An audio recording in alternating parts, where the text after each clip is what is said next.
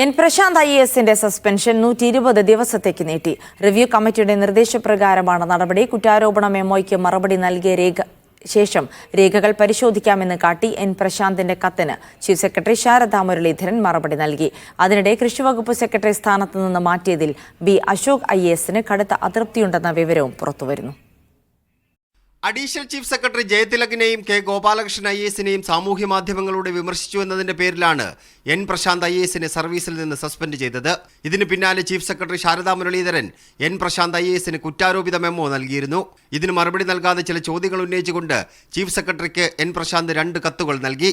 തനിക്കെതിരെ ആരാണ് പരാതി നൽകിയത്, തന്റെ ഫേസ്ബുക്ക് അക്കൗണ്ടിന്റെ സ്ക്രീൻഷോട്ട് എടുത്തത് ആരാണ് തുടങ്ങി 7 ചോദ്യങ്ങളായിരുന്നു പ്രശാന്ത് ഉന്നയിച്ചത്.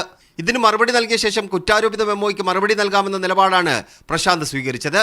എന്നാൽ പ്രശാന്തിന്റെ ഈ നിലപാടാണ് സസ്പെൻഷൻ നീട്ടാൻ കാരണമായത്. കുറ്റാരോപിത മെമ്മോയ്ക്ക് പ്രശാന്ത് മറുപടി നൽകിയിട്ടില്ലെന്ന വാദമുയർത്തി റിവ്യൂ കമ്മിറ്റി 120 ദിവസത്തേക്ക് സസ്പെൻഷൻ നീട്ടി. റിവ്യൂ കമ്മിറ്റി തീരുമാനത്തിന് പിന്നാലെ ചീഫ് സെക്രട്ടറി എൻ പ്രശാന്തിന് മറുപടി നൽകി. ചാർജ് മെമ്മോയ്ക്ക് മറുപടി നൽകുകയാണ് ആദ്യം വേണ്ടത്. അതിനുശേഷം രേഖകൾ പരിശോധിക്കാൻ പ്രശാന്തിന് അവസരമുണ്ടാകും.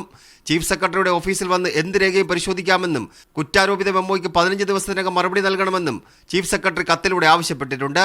അതേസമയം കൃഷിവകുപ്പ് പ്രിൻസിപ്പൽ സെക്രട്ടറി സ്ഥാനത്ത് നിന്ന് മാറ്റി തദ്ദേശ പരിഷ്കരണ കമ്മീഷനായി നിയമിച്ചതിൽ B. അശോകിന് കടുത്ത അതൃപ്തിയുണ്ട്. കൃഷിമന്ത്രി പോലും അറിയാതെയാണ് നിയമനമെന്നാണ് പുറത്തുവരുന്ന വിവരം. തന്റെ അതൃപ്തി സർക്കാരിനെ B. അശോക് ഔദ്യോഗികമായി അറിയിച്ചേക്കും.